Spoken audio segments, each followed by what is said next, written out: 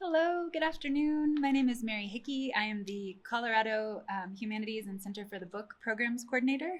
I'd like to thank Pikes Peak Library District for providing such great venues for the 32nd Annual Colorado Book Awards. Thank you also to our sponsors, Unite for Literacy and the Colorado Sun. Today, I'm pleased to introduce you to 6 talented writers whose books have been named by Colorado Book Awards selectors as finalists in the general fiction, mystery, and romance categories.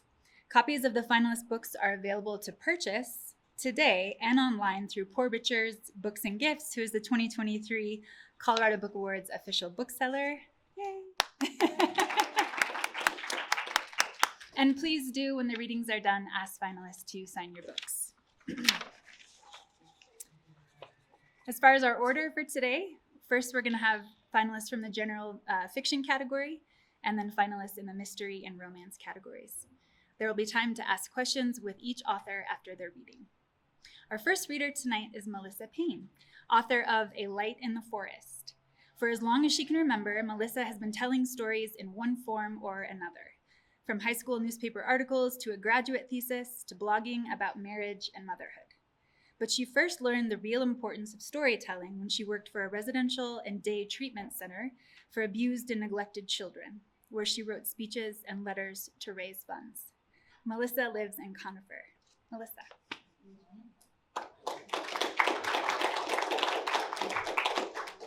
Thank you, Mary. And thank you to the Colorado Humanities and the Center for the Book for hosting the Colorado Book Awards and giving Colorado authors such a wonderful place to kind of gather and to share our work. And thank you, Poor Richards, too, for being here, and Sand Creek Library for hosting us today. So my book is A Light in the Forest, and this is a book about resilience and courage. It's about Vega, a young mother on the run from an abusive relationship who takes refuge in a small town with dark secrets, discovers a mystery connected to her in ways she never anticipated, and ultimately learns that the love of family can be found in the darkest of times and in the unlikeliest of places. The section I'm going to read for you all today is just a short section. It's when Vega first gets to the town, and she knows that her mother has had some connection to this town, but she's not sure what. And all she knew is that her mother said, "This town is full of nobodies." And seeing that Vega needs to hide, she figures a town full of nobodies is a good place to do that. So this is a little bit of her as she's gone out for a walk. She walked, enjoying the feel of her leg muscles working, the uneven ground beneath the rugged soles of her sandals, the tickle of foliage across her toes. Vega was accustomed to manual labor, jobs that taxed her body, and the last few months without work had worn on her in a different way.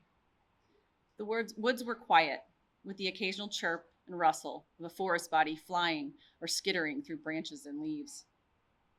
The minutes turned into a half hour, and the path sometimes petered out, then picked back up, looking more like a trampled human and animal path than a planned trail. She came to an opening in the trees and noticed that it split, one side following the road, the other going deeper into the woods. She chose the woods. It was darker under the trees, the sun blocked by budding leaves and thick limbs, shadows smothering the light. But it was peaceful too, and Vega breathed in the fresh air and the baby's rare state of contentment and kept walking. The trees moved closer, making her walk in zigzags around the trunks, moss below her feet muting her steps. Just as it occurred to her that she could easily get lost, an unnatural color glinted in the green and brown in front of her. She moved closer, and her breath caught in her chest. It was a school bus, old, tires flat, grass and weeds growing up and around and through the wheels, as if the vehicle itself had sprung up from below, a twisted yellow flower. Riley kicked his legs, and it mirrored an excited twist in her chest. "I know this bus," she told the baby. She was sure it was the exact same one in the picture she'd found as a girl, the one that still hung in the van, a concrete reminder of her mother's life before Vega. She leaned her hand against a tree, legs suddenly weak. A deep sadness battled with twitches of resentment that she tried to smooth away. She hated to feel this way about Renee, especially now, but the truth tugged at her. Why had her mother kept so much hidden from her? Maybe Vega would have made better decisions if she'd understood what had driven Renee, what had made her so afraid to stop moving. The moist earth absorbed her footsteps. It was quiet, a secret of the woods. She moved closer, and her mother's youthful form materialized in the doorway of the bus, a laugh, frozen forever, on her face. Vega stopped and looked up at the yellow beast and breathed in a past she knew nothing about. Thank you. Do you all have any questions? I'm happy to answer about book itself or writing or anything that. Where does this one start? This one starts in Colorado and then travels to southeastern Ohio. I went to, any Bobcats in here? Ohio University? What? I know one's in here. And so southeastern Ohio is in the Appalachian region of Ohio, a beautiful hilly area. So I set it there. Very magical too. It's a gorgeous historical place.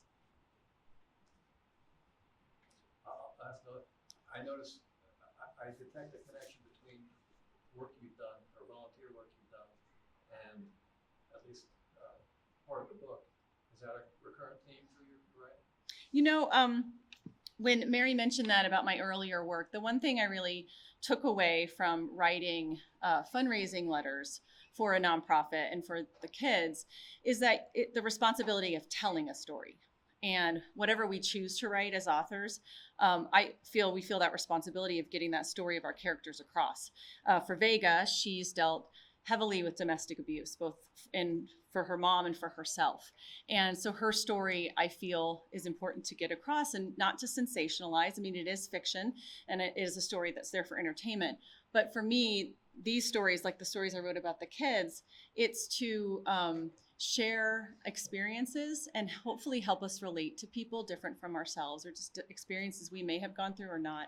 So I would say I pull a lot from that because I took that very seriously back then and still today.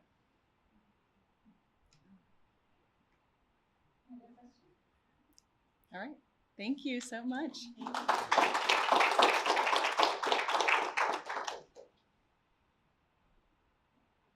Okay, next up is Kevin Jones, author of A Quick Trip to Moab, Insurrection in the Wilderness. Kevin is an archaeologist and writer who lives and works off-grid in the rugged canyon country of southwestern Colorado. He has a PhD in anthropology and served as the Utah State Archaeologist for 17 years. He's the author of The Shrinking Jungle, an anthropological novel, and Standing on the Walls of Time. Kevin. Thank you, Mary, and thanks, Center for the Book and Colorado Humanities. Look, I got a little sticker on my book right now. Colorado Book Awards finalists. I'm very proud of that. I'm very honored to be here and to have my book get noticed. And I'm honored to be in the company of other writers of some note. I am a scientist as well as a writer, and I took on writing this book. I wanted to do a few things. I wanted to write something that was a compelling read. I wanted something that people would pick up and be able to read, challenge myself to see if I could do that. I also really wanted to make an accurate portrayal of the geography of the Colorado Plateau. I spent much of my career working in this area. It's very powerful, strong geography, cultural geography, history, and I wanted to portray it well as a character, basically, in the book, and I worked hard at that. And also, I wanted to be able to bring up some of the nuances of wildlands management by the federal government. It's a very controversial area anywhere out throughout the West, and I took that on as part of the book. And so the setup for the book is that anti-wilderness protesters have taken over a portion of central Utah that was designated as wilderness. They're upset at the wilderness designation, and so a handful of people go out with their ATVs and want to draw attention to the fact that they didn't like this designation. And quickly they were joined by lots of others who were drawn to the challenge of riding ATVs around and carrying guns, and it quickly got out of control. And our main character, I will read the first couple of chapters. Our main character gets caught up in this just through no fault of his own. Chapter 1 is titled, Bring a Gun When You Come Down. Be careful on the way, Bill said. The protesters down by Price are causing a lot of trouble. There are hundreds of them. They've pulled law enforcement people out. Kind of scary. Be careful, that's all. You're exaggerating, I said. They've been peaceful so far, haven't they? Their beef is with the feds, not some guy driving by. My friend Bill had called from Moab to tell me that the painting I had purchased from local artist Joe Kane was framed and ready to be picked up. It was perfect timing, since my wife Chris's birthday was in a couple of weeks, and the painting was to be her present. I'd been worried it wouldn't be ready in time, at the same time worried she wouldn't like it, or the price tag. At any rate, I loved the painting and couldn't wait to get it and give it to Chris. I told Bill I'd be down on Saturday to pick it up. Be sure to call when you head out, he said, and again when you're leaving Price. You can spend the night here. We can jam a little or go to Woody's or something. I told him how much I appreciated his concern. I agreed to call from home and again when I was leaving Price, which is about 2 hours from Moab. And bring a gun when you come down, Bill said, and have it handy. You never know. Really? Bring a gun? What would I do with a gun? I'm serious, Stan. The federal marshals have blocked off the entire area as unsafe. Only the highways are open. They're afraid somebody's going to get hurt. I just don't want it to be you, that's all. Those people scare me. You know where they're protesting is that trail that we went past our camp that we worked on the Questco pipeline. That place crazy Uncle Billy called the motel. I sure do, but that's no highway. It's not even a road, I said. Okay, if it'll make you feel better, I'll bring a gun. See you Saturday. My border collie, Speck, gave me the sad-eyed look she always gets when I load the truck. What the heck, I thought, and threw in her leash, towel, a bowl, and some food. You can play with Knuckles at Bill's, I told her, and I think she knew exactly what I said because she ran to the truck. We left mid-morning on Saturday. Speck sat attentively in her customary spot in a small folded blanket on the back seat. In the back, I had a cooler with some snacks and drinks, and a canvas case, my rifle and pistol, some clips and ammunition. I'd bought the guns as a favor from my friend Ted shortly before he moved to Canada where they weren't allowed. They're fun to shoot, and who knows, you might need them someday, he said. I'd shot them exactly twice, when Ted sold them to me, and another time at a 4th of July campout. I wasn't really much of a gun lover, but I had them, and, well, I guess situations are like this are why people have guns, although I couldn't imagine actually using them. And as Bill said, you never know. Chapter 2, help us. Please help us. The drive was routine. I stopped in Price, picked up a gyro sandwich at the Greek stop, gassed up, and gave Bill a call. Be there around 3, I told him. I was a few miles past Woodside when Speck whined to get out, so I pulled off the pavement and looked around. A small dirt road angled off from the highway, and I could see that there are no vehicles or any reason to be concerned. I drove down the graveled road 100 yards or so and stopped to let Speck out without fear of her running into traffic. I'd used this place as a pit stop many times, and both Speck and I knew it well. We got out of the truck. I peed on a sagebrush. Speck raced around, smelling and checking out all the enticing odors swirling on the breeze. A lovely day, I thought to myself. The breeze ruffled my hair. Chris had been after me lately to get it trimmed. I'll make an appointment when I get back. I guess I need to make one with the dentist, too. Seems I always put things off that make me uncomfortable. Sitting in a chair while somebody does something to me. Maybe that's it. I took a quick look around, whistled for Speck, and headed back toward the truck. When she didn't immediately come, I turned and looked for her and spotted her a short distance away. She headed toward me, and then I saw her stop, lower her front quarters a slight bit, and alert on something in the junipers. I whistled again. Come on, Speck, let's go. When she didn't move, I took a step toward her, and as she did, she barked and backed towards me. Looking closer, I saw a head lean out from behind the low trunk of a tree. Who could that be?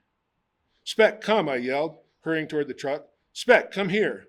Speck walked a few steps toward me, wagged her tail, turned around, and ran and jumped in the back seat. I opened the front door and started to get in. A person stepped from behind the tree and waved to me. I could see that it was a woman. "Help us," she cried out. "Please help us."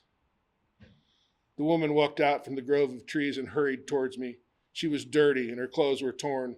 She was crying out with her arms extended toward me. "Please, help, please, my husband's been shot. Please help us." I don't know why I changed my mind. Here was someone who was asking, pleading with me to help her. She looked like she needed help.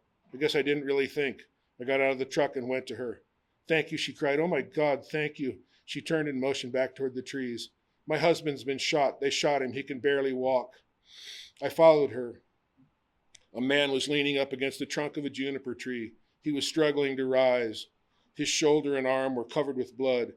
He looked at me and lifted himself up on one knee. "Hijackers," he said. "They tried to hijack us. They're still looking for us. Please help us get out of here. I'll pay you. My company will pay you. Please." He reached up with his right arm, took hold of a branch, and rose to his feet. The woman ran to him and supported him as he steadied himself. "Come on," I said. "Let's get in the truck and get out of here." I hurried to the Toyota and opened the passenger side doors. The man was unable to walk on his own, and I ran to help his wife, who was struggling to move him. We boosted him into the back seat. Speck backed away and wagged her tail. She looked at me as if to say, "I'm okay with this."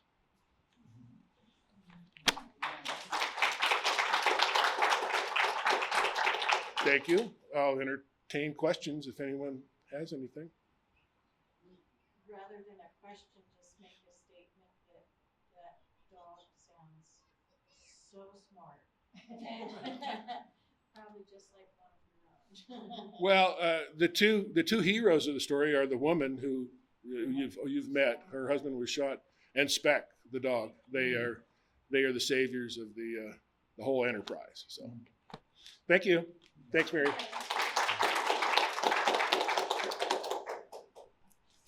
So the third finalist in the general fiction category, Vauhini Vara, who wrote The Immortal King Rao, could not be here today, unfortunately, but you can find copies of her book at the book sale table back here. So now we're going to move to mystery category finalists. First up is Nancy Atherton, author of Aunt Dimity and the Enchanted Cottage. Nancy is the best-selling author of 24 Aunt Dimity mysteries. The first book in the series, Aunt Dimity's Death, was voted one of the century's 100 favorite mysteries by the Independent Mystery Booksellers Association. She lives in Colorado Springs. Nancy. This is my 25th book, and this is my first book. So at the moment, you're looking at the alpha and omega of Aunt Dimity. And I want to tell you that although they are mysteries, but they're mysteries with no murder, no crime, and no detective. So you don't have to worry when you're reading my books. You will not have nightmares, except you'll be overtired because you won't be able to put him down. And this is from 30 years of experience of people saying, "I waited a year for your book and then I read it in one night." Oh, darn. To me, that's the best review a writer could ever have. It's like, I read your books too fast. Also, in order to set up anything that happens later in my books, it would take an hour to just set it up. So I'm just going to read to you a very condensed version of the first chapter, because then I don't have to set up anything really. And because I'm not used to reading from my books, I'm used to reading from my manuscripts. And also I cut up the first chapter. If you've read this book already, if you've read Enchanted Cottage already, you will know that there are big bits missing from this. And if you haven't read it, and one day you decide to read it, I hope you will experience the same joy I felt around the age of 9 when I discovered that I had been reading the abridged version of Little Women. And, and that there were hundreds of more pages about the March family. I don't know if you'll feel that happy, but I was 9, okay? So this is a very condensed version. Ready? Steady? Oh, and the funny thing is my books are all set in England. Well, not all of them. I have one, there's a couple other, I have them go to New Zealand at one point, but I also have Aunt Dimity out west. I brought them to Colorado so that I could use every single Colorado cliche I could possibly dig up. They're met at the airport by their guide who's wearing a Rocky Mountain High HI exclamation point t-shirt. And he shows up with bottles of water for them and bandanas. So, oh, you'll need one of these. And then he starts listing, well, it's good if there's a dust storm, or if you're getting too sweaty, or if you're snake bit, or and they're listening to him like, why are we coming to Colorado? Oh, and if you'd like a hug, there's some Hershey hugs on the back table there, and you can come by and grab a handful. Just because. And also, the mug that the hugs are in has this part of this illustration on it. So if you see the mug, you'll know it's Reginald, who's on the front of the cover. Yes. I think that's all. As I said, I'm so out of practice. I actually, as you can tell, I am not bashful. But last night I was actually having stage fright, which I have never had before in my life. But it's just because it's been so long. I went to Mountain of Authors. I had to leave early. I had a panic attack because there were a lot of people in a room that was not huge and hardly anyone was wearing a mask. And this was not now. This was when they should have been wearing masks. And I stayed as long as I could. And I said, this is not worth getting sick over. So, as I said, out of practice. If I run off, it's not a panic attack. It's because I just figured out where the ladies' room was. Anyway, here's the highly condensed first chapter of Aunt Dimity and the Enchanted Cottage. The Little Deeping River would never be mistaken for the mighty Mississippi or the Nile. A minor tributary of the Thames, its headwaters could be found in an unassuming meadow strewn with puddles fed by a bubbling spring. Swollen by snowmelt, rainfall, and a glittering web of narrow, nameless streams, the spring's trickle became a torrent by the time it reached the Cotswolds, a pastoral haven described in countless guidebooks as one of England's most picturesque regions. Though no one ever steered a paddle wheeler down the Little Deeping, or constructed a pyramid beside it, the river had for centuries been a focal point for human activity. Romans had built villas near it, Saxons had littered its deep pools with votive offerings, and Vikings had explored it in their dragon-headed boats. In medieval times, a single-arched packhorse bridge had been built over a willow-draped stretch that flowed past a small Cotswold village of Finch. Finch sat in a bend of the Little Deeping, as if cradled in the crook of a watery arm. Finch's residents agreed that the river could be tiresome after a wet winter, when it had the discourteous habit of overflowing its banks. No one relished the prospect of bailing out flooded cellars or clearing flotsam from waterlogged gardens, and local farmers heaved aggrieved sighs as they watched the swirling waters inundate their well-tended crops. In the main, however, the Little Deeping was regarded as an asset to the community. The villagers loved the river for its beauty, but they never lost sight of the role it played in boosting the local economy. The votive offerings had gone out of fashion, and Roman villas had gone the way of Viking boats and packhorse trains. A boom in freshwater sports had brought a small but steady stream of kayakers, canoeists, and paddleboarders to the village. The influx of outdoor enthusiasts wasn't overwhelming, but it was large enough to keep Finch's tiny engine of commerce firing on both cylinders. A significant number of damp and sunburned visitors popped into Peacock's pub for a refreshing pint after a long day spent on the river. Others feasted on the delectable pastries in Sally Cook's tea room, or topped up their picnic lunches with fresh fruit from the greengrocer's shop. Many more prowled the aisles of Taxman's Emporium, Finch's grandly named general store, searching for sunblock, insect repellent, energy bars, bungee cords, and whatever else they'd left at home. As the villagers were fond of saying, the river kept Finch's businesses afloat. St. George's Church wasn't a business exactly, but it too benefited from the river's popularity. A gratifying number of outdoor adventurers wandered into the church to admire its medieval wall paintings, or simply to savor a moment of quiet reflection in the wake of an action-packed day. A few paused to give thanks for their safe deliverance after a day packed with a bit too much action. Hardly any of them left without dropping a pound or more in the donations box. My family and I lived 2 miles outside of Finch, up a narrow, twisting lane lined with tall hedgerows. We didn't have to worry about the Little Deeping invading our cellar because several acres of farmland lay between the river and the honey-colored cottage we called home. Though it wasn't on our doorstep, we still thought of the Little Deeping as our river.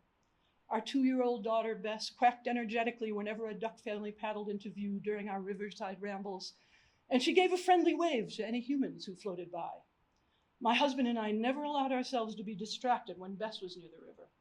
Left to her own devices, our fearless girl would have tried to shoot the rapids without a kayak. Our 11-year-old sons enjoyed the riverbank with us on foot, but they preferred to ride beside it on their gray ponies, Thunder and Storm. Finch's visitors were so charmed by the sight of identical twins on matching ponies that Will and Rob had grown accustomed to being photographed. If the photographers were polite, the boys would rein their ponies in near a particularly scenic stretch of river. If the photographers were intrusive, the boys would turn their backs and their ponies' backsides on them. The Little Deeping had always been a benevolent presence in my life and in the lives of everyone I knew. Even the sedentary could savor its beauty and find solace in its comforting murmur. An occasional flood seemed a small price to pay for the pleasure it gave to so many. I had no idea that the river harbored a harrowing secret until a stranger in an enchanted cottage opened my eyes to a tragedy Finch had chosen to forget. Thank you. Now, do you have any questions? Did you grow up in England? No, I didn't. I've never lived in England. I have visited there so often, I don't know how many times I've been there. My last trip was 2019, just before the world closed, and I haven't gone back. Because I'm waiting for things to settle down a little bit. You know, I don't want to go in crazy airports with lost luggage, mountains, and things like that. I know that's calmed down a lot, but the chances of me not getting to where I want to get with my suitcase are too high. So I'm still waiting. But it's the longest I've been without going. And it's driving me buggy. I miss it so much. I really do. But no, I've lived a lot of places. I grew up in Chicago. Yeah, that's my original hometown. But I moved out here because my brother lives here, and I needed a new place because someone was shooting at my house. So that wasn't in Chicago. I also lived in New York and Florida and in Washington, D.C. and Boston. I can tell when people have met me by where they think I live. Oh, you're from Florida. No, that was the 80s. That's when I lived there. I don't live there anymore. Anyway, so I don't know. Did I answer any questions you guys? Oh, okay. Yay. I worked, actually, 2 weeks after high school, I came out here and worked at a Duke Ranch up by Winter Park. No, well, not far from that. It's up by Granby, between Granby and Kirtland. The oldest continuously operating dude ranch in Colorado. And when I worked there, oh my God. I'm sorry, this is supposed to be short, isn't it?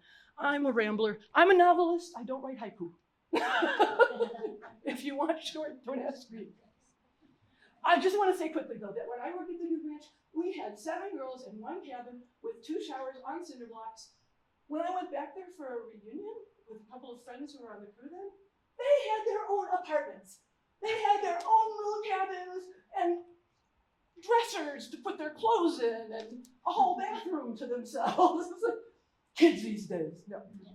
And I had a blast. When you're that young, you don't know it's not supposed to be like it. Somebody called in, this was ages ago, so it was the first time one of those huge campers existed. None of us had ever seen one before, and it was yellow, so it was hard to miss. And we all wanted to stay there instead of in the cabin. Can we just sleep in your cruiser? It's pretty nice. Anyway, so I did come to Colorado a long time ago. Everyone on that crew has ended up living in mountains. And none of them came from mountains. But they were drawn here, and then they may have gone away for a long time like I did, but we all end up in the mountains. Anyway. Yeah, questions?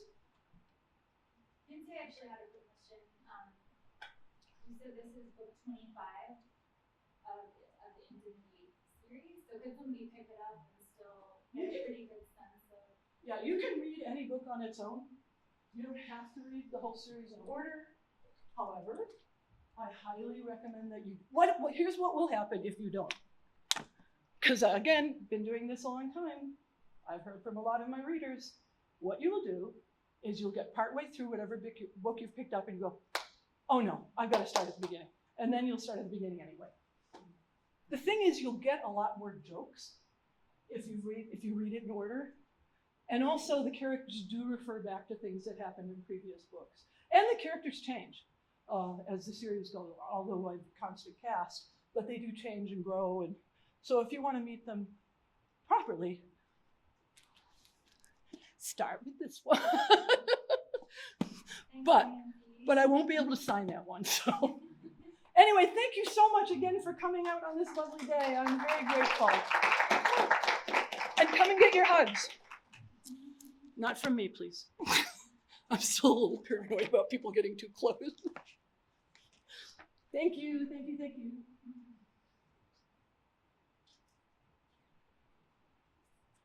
Okay, now we're going to hear from Chuck Greaves, and he will read from his book titled The Chimera Club. Chuck spent 25 years as an LA trial lawyer and has been a finalist in crime fiction for awards including the Lefty, Seamus, McCavity, and Audie, as well as the New Mexico, Arizona, Oklahoma, and Colorado Book Awards, the CAL Award in Fiction, and the Harper Lee Prize for Legal Fiction. Chuck lives in Cortez. Chuck. Thank you. Thank you. The Chimera Club is a mystery. It involves a jaded lawyer, a beautiful femme fatale, and an impossible murder. And I'm going to read part of the first chapter, starting partway in, and I'm going to skip some dialogue just in the interest of time, but here goes. Jimmy Kwan's daughter was younger than I expected, maybe late 20s at most. Tall and willowy, she strode the carpeted distance from the doorway to my desk with the ramrod posture and swinging hips of the runway model she'd been. Her raven hair was long and sleek and parted on the side, leaving but one Eurasian eye with which to navigate. My first impression was of a woman used to being stared at, and that this morning would be no exception. Mr. McTaggart, thank you for seeing me without an appointment. Jack, please, and the pleasure's mine. I nodded to Mayday as I stood, my partner, Marta Suarez. She shook our hands in turn and took the chair Mayday had vacated, plunking a pricey-looking handbag in her lap. She tossed her hair and crossed her exquisite legs. She wore no jewelry that I could see, and her navy skirt and starched linen blouse were stylish yet conservative, the overall effect being that of long-stemmed roses wrapped in newsprint. Or maybe it was nuclear fission encased in lead for public safety. I'll come straight to the point, she said in a velvety voice inflected with a faintly British accent. My father, as you probably know, has been arrested for Ari Goldstone's murder. He didn't do it, and he can prove he didn't do it, so there's no reason he should be sitting in a jail cell right now like a man who's guilty of murder, I suggested, bailing her out. Exactly, which of course he isn't. Why is he still in custody? I'd addressed that one to Mayday, who was working her iPad tablet in her lap like a concert pianist. He should have made bail days ago. Mayday turned the screen to face me.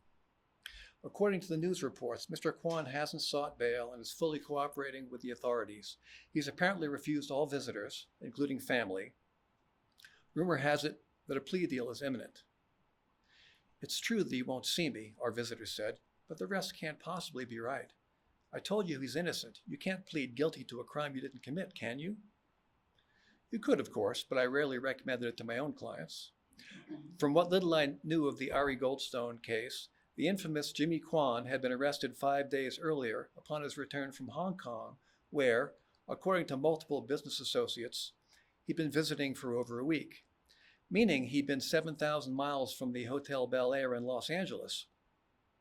When the producer's naked body was discovered by a hotel maid, its wrists and ankles bound to the bedposts and 12 stab wounds dimpling its fat and hairy abdomen. Any idea why they arrested your father in the first place? I mean, had he and Goldstone ever done business together? Did they even know each other? No, she said. And that's what's been so frustrating. I've tried calling the district attorney's office, but nobody there will talk to me. I went to the jail, but they turned me away. Even the woman who questioned me isn't returning my calls. The woman who questioned you, a police detective. She opened her bag and fished a business card from inside. A very nice black woman, Shonda Robbins. When was that? Last Monday, 2 days before my father's arrest. She asked after my whereabouts on the night Ari was murdered, but mostly she wanted to know about father, where he was, whether he knew Ari, that sort of thing. I thought that was strange. I explained to her that I hadn't spoken to my father in years. Okay, I said, coming straight to a point of my own, so what is it you'd like us to do? The question seemed to surprise her. I want you to represent him, of course. It's obviously been a mistake. He has an alibi. I want you to get him out of jail, and then I want you to do whatever it takes to defend him. She returned to her bag and removed 2 letter-sized envelopes, handing one across the desk. I sat back and extracted the cashier's check from inside. $10,000 payable to McTaggart and Suarez, LLP. I was liking her more by the minute. I've asked around, Mr. McTaggart, and you have quite the reputation. I've also heard that you and the district attorney are friends. I know that confirming my father's alibi will involve some expense. I hope that's enough to get started. I returned the check to its envelope and set both on the desk between us. Call me Jack, and yes, that's enough to get started, but your father doesn't appear to want visitors, let alone an attorney. If you won't see his own daughter, what makes you think he'll see me? By way of an answer, she laid the second envelope next to the first one and pushed it toward me with a lacquered fingernail. Give him this. If you do, I think he'll at least talk to you. Scrawled on the front of the second envelope was the word father in a distinctive slanting script. You need to understand something, I told her. Even if I could find a way to get this to your father, the authorities will open it first. That's all right, she said. You can open it now if you'd like. I tapped the envelope against my blotter. As an old mentor once warned me, the law would be a splendid profession if not for the unhappy necessity of having clients. Meaning that even under the best of circumstances, clients can be demanding, impatient, ungrateful, and general pains in the ass, with criminal clients the worst of the lot. Jimmy Kwan, the so-called Chinese Bernie Madoff, was a convicted felon and a certified lowlife, and now, very possibly, a brutal knife murderer. Worse, he was holed up in a cell downtown, refusing to talk to anyone but the cops and the prosecutors, which made him either stupid or suicidal, and very possibly both. Did I really need a guy like this in my life right now? On the other side of the ledger, the Ari Goldstone murder was the hottest ticket in town, and whatever it was District Attorney Gabriel Montoya had on Kwan, it must have been pretty compelling to warrant an arrest in the face of what sounded like an ironclad alibi. That made the case interesting. What made the case fascinating was the beautiful young woman sitting across the desk from me with the anxious look in her eye. So maybe I did need Jimmy Kwan in my life right now. I mean, how bad could the guy really be? I'm skipping down. I studied her for a moment longer, then took up my letter opener and slipped it under the flap. Inside the second envelope was a folded sheet of cream-colored stationery with the words Jack McTaggart scrawled in that same distinctive script. That was it, the entire message, except for 3 printed words centered in shiny green ink at the top of the page. The Chimera Club. Thank you. Thanks, Mary. Okay, so the third finalist in the mystery category, Craig Marshall Smith, also could not be here today, unfortunately. He is the author of Where is Mary Bergen? Now we will hear from finalists in the romance category. First up is Alicia Dunn, who is filling in for author Christina Holbrook, and this book is titled All the Flowers of the Mountain. Christina is a native of New York and the White Mountains of New Hampshire. She has degrees in French and political theory, and her column, Lark Ascending, ran in the Summit Daily in Frisco from 2016 through 2020. More recently, her short fiction and essays have appeared in numerous literary journals and anthologies. Christina lives in Breckenridge, and this is Alicia. Thank you. I was a little embarrassed when she was saying, and we're we have all these fabulous, brilliant authors, and I'm thinking, oh my God, I'm none of the above. But I do have the privilege of being a good friend of Christina's. We started working together in Frisco at the community care clinic, and I got to know her as a development director, but then started unpeeling those layers like an onion, and found out that she'd written a book about the Colorado vineyards and Palisade, and had worked in publishing in New York. And we just really got to be good friends. And so when she couldn't be here today, she had asked me to fill in for her. And I said, what a great adventure, because I've read the book 3 times. And I actually got to have her read it to us when it had not yet gone to publishing. But we'd go over to a couple other friends, we'd go over to the house, I'd bring banana bread, we'd have tea, and then she'd read chapters. And we'd always say, one more, because it really is a great book. And the nice thing is that her publisher had put together some information about the book, and I'm just going to read a little bit about it just to give you a little background. And this is her debut novel, too. So what is your debut novel, All the Flowers of the Mountain, about? First and foremost, it is a story about falling in love, about how one person can open your eyes, change your life, break your heart, and remain, despite time and distance, your North Star, the person you are always trying to get home to. It is also a coming-of-age story about the struggle to define who we are within the context of our family of origin, the hard choices we sometimes have to make, the mistakes and losses, and how we find meaning in our lives. Finally, for me, it is also a love song to a particular time and place. The White Mountains of New Hampshire, where I spent so much of my childhood, were and still are an amazing, magical part of the world. In the 1970s and early 80s, it was a time of unusual freedom. There were no cell phones, and there was still a great deal of emotional distance and lack of supervision in the relationships young people had, with their parents. This freedom opened the door to both danger and exciting possibilities. So I am going to read the first 2 chapters. And in the opening is a traditional ballad. I will twine thee a bower by a clear silver fountain, and round it I will gather all the flowers of the mountain. Let us go, lassie, go. Chapter 1. The gallery is open by appointment only. He's arrived early, and the door is locked. Daylight drains from the sky by 4 o'clock here in Paris, in midwinter, and lights are beginning to twinkle in all the small shops and cafes. He peers through the large plate glass window, but it is too dark to make out much of what's inside. Instead, his own reflection confronts him, and for a moment the person looking back at him is the young man he once was. Unsure of his talents and abilities, but certain of what he wanted. Amazing how things have reversed themselves over the years, he thinks, turning away. Entrez, entrez! The gallery owner arrives now and hurries to open the door for the 2 of them. Je suis en retard? Désolé. I am so sorry to be late, Dr. Pierce. As he expected, Monsieur de la Tête is an older gentleman. He fumbles a little with the keys. In the foyer, spotlights glow above elegant bronze type. Galerie des Lettres. Allow me to take your coat. May I offer you something warm to drink? Un café crème, peut-être? Non, merci. Well, peut-être, maybe, he stumbles with his rusty French. Here, standing on this threshold to his past, he finds something he doesn't know he wants. This isn't open heart surgery, Pierce. Make a decision.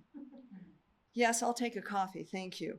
And again, I appreciate your meeting with me today on such short notice. I hope it wasn't inconvenient. It would probably be more inconvenient if he decided to turn and bolt out the door, which does, in fact, occur to him. Get a grip, man. You did not mention, Dr. Pierce, how you knew of the artist. Catherine and I were friends when we were young, in America, before she moved to Paris. Ah, he looked surprisingly at Pierce. A long time ago, then. Yes, I never had a chance to see her work, and since I was here in Paris giving a lecture, well, the coffee with cream is ready, and de Lettres hands him the cup. And what is your medical specialty?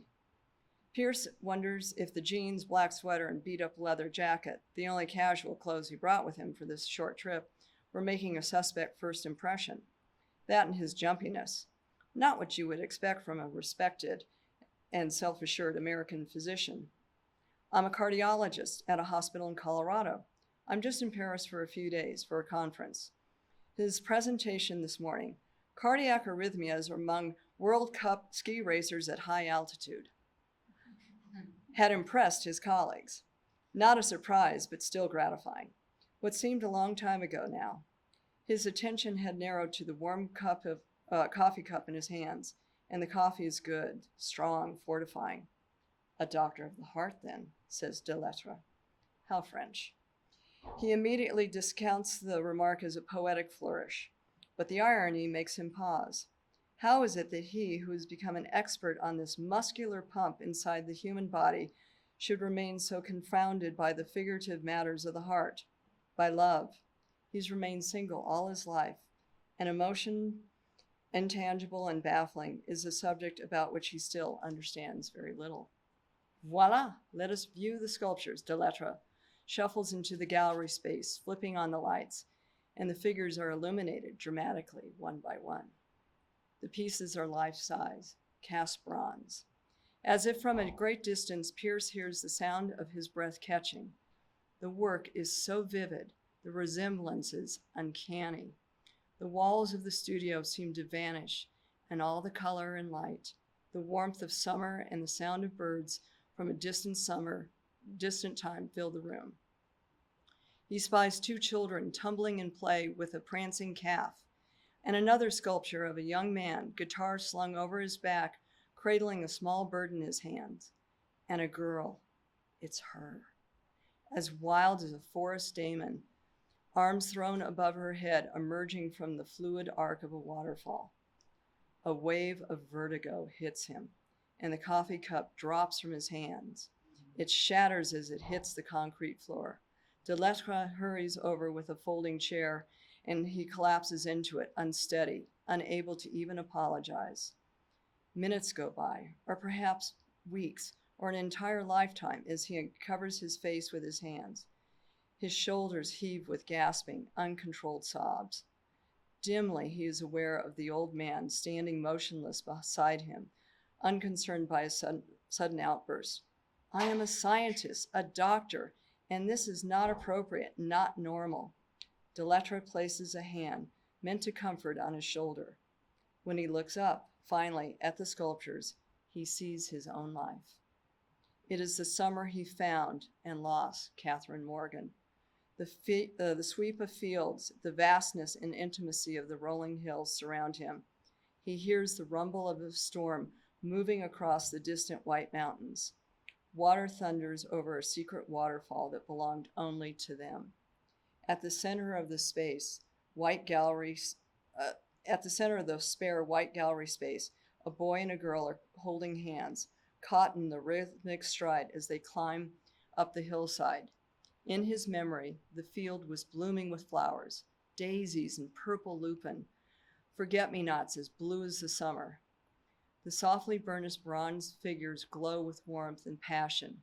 He, walking ahead, looks back at his beloved, urging her forward towards some secret destination he must share with her. She, hair tossed in the breeze, her head thrown back in joyous laughter. They could be any 2 lovers from 2,000 years ago or yesterday, except they are people. Michael Pierce recognizes himself in Kit. There's a small plaque on the stone pedestal beneath the sculpture. It reads, Tous les fleurs de la montagne, all the flowers of the mountain. From the distance of years, memories he had every intention of confronting and processing with rational, scientific clarity come crashing in on him, turning him upside down until he lands at the very beginning, as if it were yesterday. All right. Well, thank you so much for your time.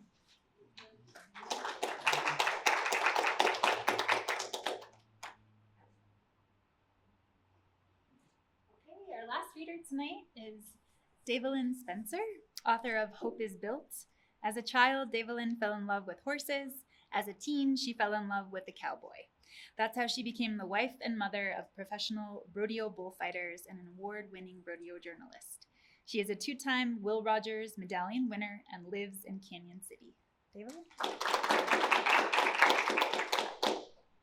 Thank you for coming. This has been a really pleasant afternoon. I've enjoyed hearing these stories. Being a story writer myself, I know how we start or try to start, our frustrations, the joy, the stopping and pulling over to the side of the road and grabbing the pen and paper and saying, I have to write that down. I'm still old school with pen and paper. Some of you probably dictated into your phone. I can't do that. But we do it because we love it, don't we? Some people look at us and say, you write? Like it's the worst thing that could happen to them. And yet we crave it, I think, or we wouldn't be here. I want to thank you very much for the Center for the Book, the Colorado Humanities. Jeffrey, thank you very much for Poor Richard's Books and Gifts. And I want to thank and welcome my agent who has come tonight to hear me read, Terry Wolf of AKA Literary Management. Thank you very much for coming. I appreciate it. Hope is Built is Western romance, historical, set in 1912. Can you believe that's historical? Anyway, it is book 5 of the Canyon City Chronicles. I write Colorado. I love Colorado, and so that's what I write about. The hero, Hugh Hutton, not Dutton, Hutton, we met in the previous book. And he was a cantankerous guy that swore and spit and groused and was just uncontrollably grumpy. And in this book, we read about the pain in his life that caused him to be that way. We also meet the heroine, Mary Egan McCrae from Pennsylvania, who came west to inherit her aunt and uncle's farm, if she can prove who she is. I'm picking up in chapter 25. Not exactly the beginning of the book, but that's okay. And I want to give you a little background. Hugh's horse is named Shorty, so you know who that is when he's mentioned. Mary's horse is Barlow. The rafter H is the Hutton Ranch, 3rd generation. Canyon City Chronicles go through 3 generations of the Hutton family, beginning in 1860 to 1912. Grateful she had the horse to lean against, Mary took a moment to catch her breath. Nothing she had ever imagined could have prepared her to be kissed by Hugh Hutton. His reined-in passion stirred her, and the beat of his heart against her own mingled his sense of urgency with her surprise. The combination charged to her like an electrical current. She thought he didn't want to be with her, didn't enjoy her company. But that misconception melted like snow beneath the sunlight. She must keep her wits about her now, her mind clear and alert, especially at his mention of danger there in the meadow. Such an unlikely concern, bordered as it was by the shimmering aspen trees and canopied by the clearest blue. She mounted and joined Hugh as he rode along a nearby stream toward a rocky bluff beyond the trees. They crossed at a narrow bend near the granite wall, and Hugh reined in by a darkened low spot between the bluff and the stream. Mary stopped beside him. There. He dipped his chin, and she followed his gaze. That's it? That's the seep? 50 years ago, a fella found one like it not far from here, and it proved enough crude that the town of Florence grew into an oil boom. Folks have been looking for another one like it ever since. Seeps were found, but they all petered out after a few gallons. He leaned over as if noticing something unexpected on the ground, and then he urged Shorty back. Well, how will we know about this one if it's any good? Come around here on my other side, he said. An odd answer to her question, and it made the back of her neck crawl. She squinted at the place that held his interest, but saw nothing other than hoof prints.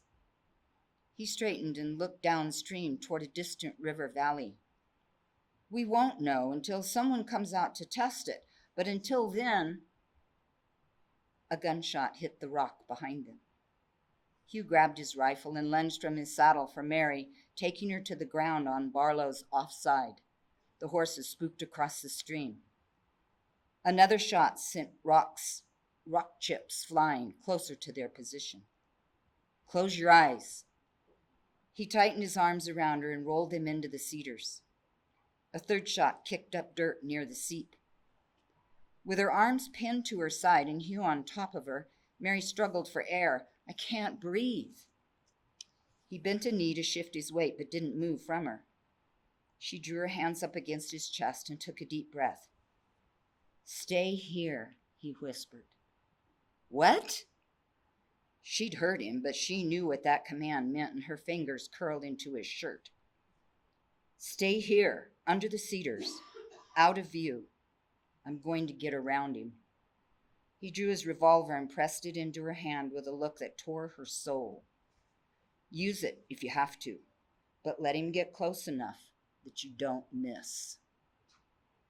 He brushed his lips against hers, then rolled to his knees. Scrambling through the brush, Hugh quickly disappeared, and Mary's confidence went with him. What if he was shot? How would she help him? Who was shooting at them and why? Was it over the seep? Was it really that important? Her ears strained to hear every movement, detect Hugh's position and that of the shooter. Pushing up on her elbows, she held the revolver in both hands, solid and heavier than the old .22 she used to use hunting rabbits. She cocked the hammer, sensing the weapon would put a hole through a man. No pea shooter, this. The gunfire had stopped, and the horses wandered to the creek, but didn't drink. Instead, they blew and pawed at the water. Based on what Hugh had said about the seep found earlier, this one could be the answer to her financial need. Or it could be the death of them both. No wonder he had been so insistent that she tell no one about it. And yet someone knew. Silence surrounded her. No birds sang, no creatures chittered or scurried through the cedars. It seemed hours, but must have been only minutes since Hugh left. She wanted to get up and search for him, find him well and sound, and feel the strength of him within her arms. God, protect him. Her blood pounded louder than her whispered prayer. Tight with tension and anxious over Hugh's safety, she noted the sun had moved beyond the trees along the creek. Her fingers ached from squeezing the butt of the gun, and she relaxed them until the snap of a twig sent her pulse soaring. Holding her breath as tightly as the revolver, she squinted into the brush toward the sound. Mary. At Hugh's voice, she nearly wept. Here. Don't shoot me. Relief fired through her veins, leaving her weak and shaky. She rose to her knees, still holding the gun, but her finger not on the trigger. Crouching low, he pushed through the brush and dropped to his knees before her. He slipped the gun from her hands, eased the hammer down, and pulled her against him. His shirt was soaked with sweat and struck through with cedar and dirt. Nothing had ever smelled sweeter. She could stay there forever. Hugh's thoughts raced as hard as his pulse, but one decision outran them all. No matter what happened with Mary's land, the oil seep, or the rafter H, he wasn't letting her go. He cupped her head beneath his chin, and anger surged at the scent of her fear. He swore he'd find the shooter, no matter how long it took. God help him if he found the man alone.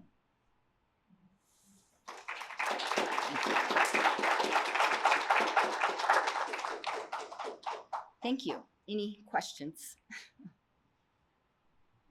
All right. The book is set outside of Canyon City. I'm sure you've all heard of Canyon City. Not too far from Florence, where oil seeps actually did generate the beginning of the city. And thank you all for coming, and thank you for listening.